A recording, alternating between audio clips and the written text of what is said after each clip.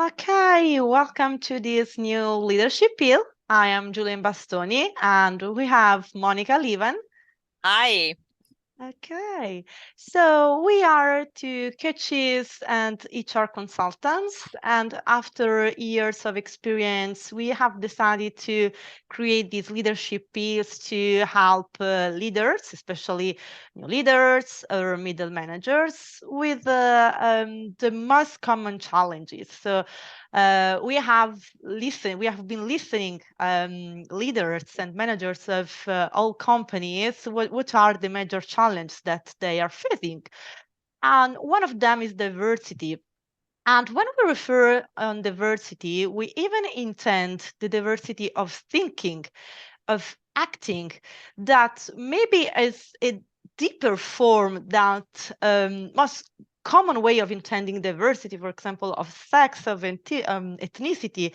So, Monica, about this deeper type of diversity, what have you observed in the companies you have working with your managers?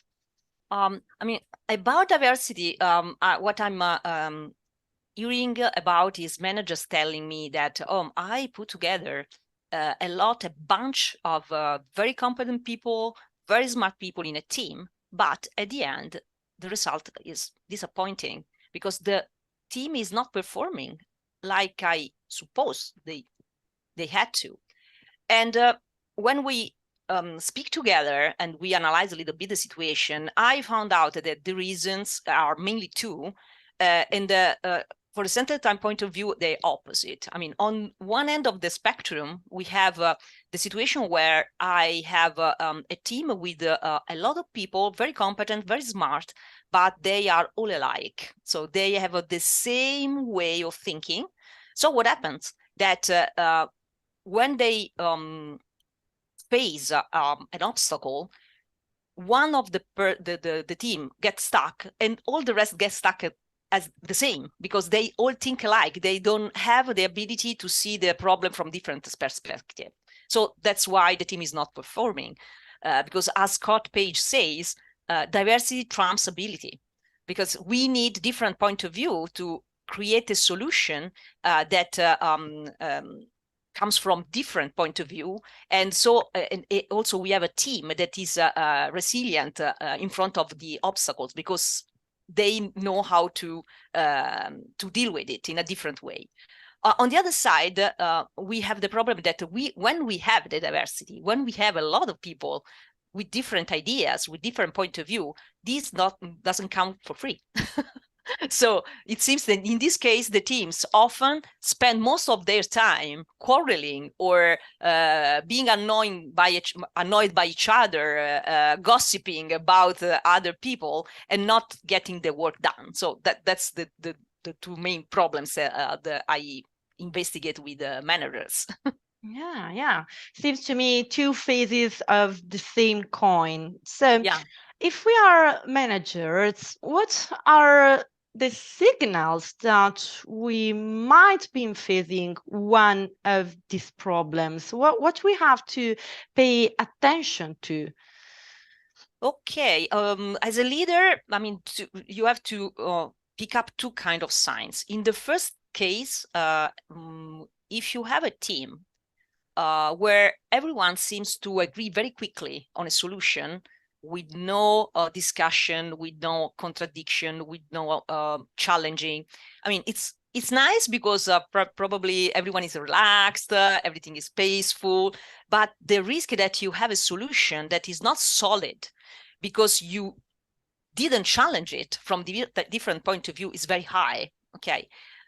So in this case, probably as a leader, the better thing I can do is either put in the team a disruptive element or create a process or some rules that allows people to express their doubts without any fear. Okay, I'm thinking about Winston Churchill that created that his time an office that was called the bad news offices. So it was a group of people.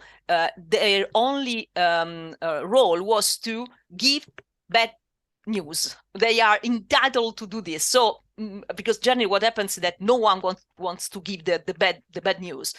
But Churchill didn't want to not to know about it, so he creates an office to do it.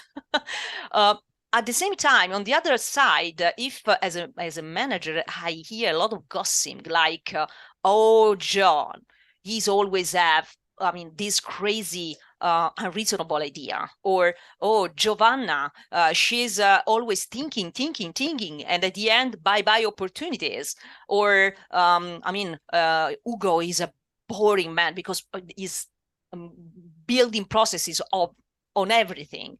So what happens probably in this team, you as a leader, you have a big potential because you have someone who thinks, someone who construct the processes, someone who put them in action. But this gossiping, is not helping the team to perform.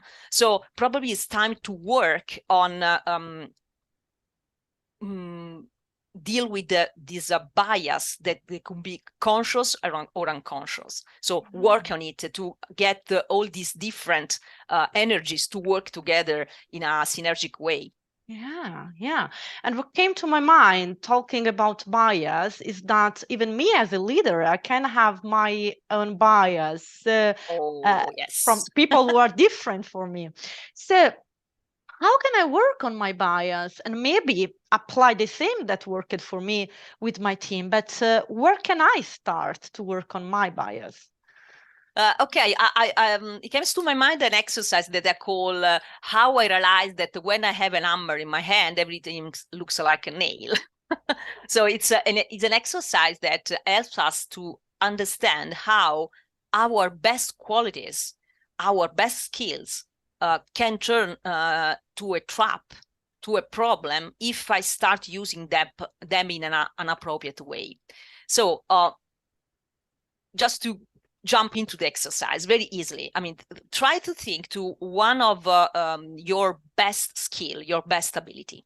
Okay, for me, for example, everyone is telling me that I'm very, very organized person. Now, try to think what happens if you start overusing your skill, especially in a situation like, for example, where there is a lot of uncertainty, stress.